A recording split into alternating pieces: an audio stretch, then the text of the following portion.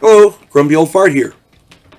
I'm doing a series of videos on family game night because I think it's important that families bond. Families need to get together and play a game, well, not necessarily a game, but you know, um, spend time together.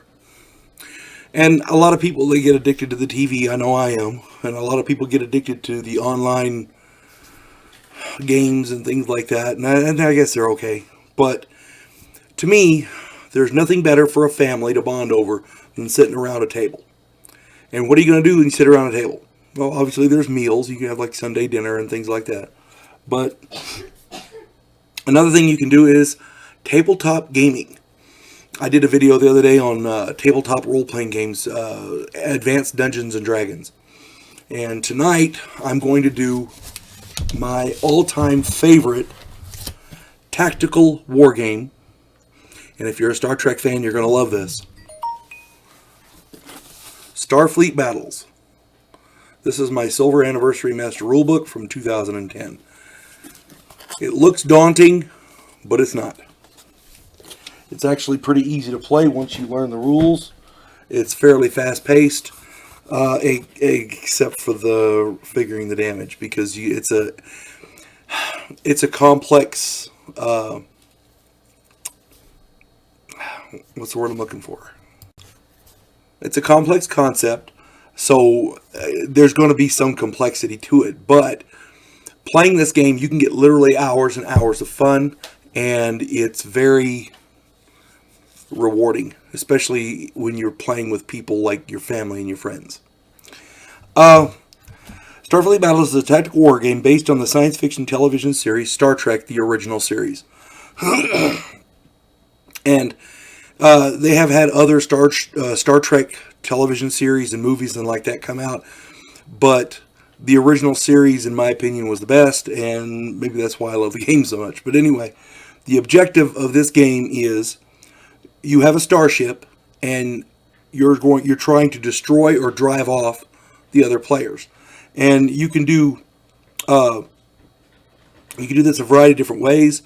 There literally anything you can think of to do short of ramming them is in the rule book. Any tactic you can think of is in there, I would imagine. I haven't found one yet that's not. Again, except for ramming, they don't allow you to ram. But other than that, but you can play as a team. Everybody choose up sides and run a fleet against another fleet, or you can run what's called a round robin free for all fight. And what that is everybody takes a ship and it's everybody against everybody. Those are always fun because it's very cutthroat and fast paced, and you can never always know who you can trust. It gets enjoyable. And every race that's in Star Trek, including a few extras, is in here. You've got the Klingons, the Federation, the Romulan, the Gorn, the Tholians, crystalline rock people. The Gorns are big lizard dudes from the episode Arena. Kzintis and Lyrans, which are both they're both big cat people, and they have different technology, but it's theorized they're offshoots of the same race, but they hate each other so much that you mention that and they're likely to try to kill you. Hydrants, those are fun. They look like little ash cans with 3 arms and 3 legs, and they have some of the better fighters in space. I mean, they have some of the better ships, but the best fighters in the game, because every ship they've got, I think, is a carrier, or at least pretty close to it. They have what's called the Interstellar Concordium, which is another group of races, kind of like the Federation, but with different technology. They have, if you're more of a pirated heart, they have those too. They're called Orion Pirates. Those are pretty cool because you get to pick different weapons and stuff to use. And to throw a little extra flavor into the mix, they threw in a group called the Andromedans. The Andromedans are invaders from another galaxy. They're trying to take over ours. And in the game context, at one point, all of the races here joined together to fight the Andromedans.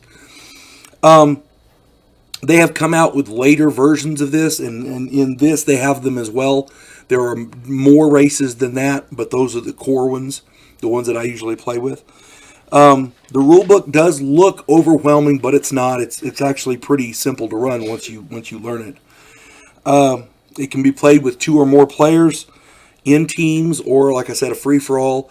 And it's perfect for a family, especially a large family.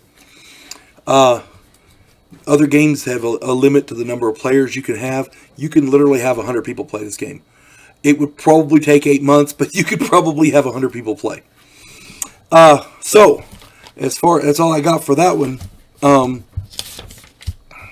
Again, families need time to bond, and in this world we live in today, it's very fast-paced and hectic. And in order to get,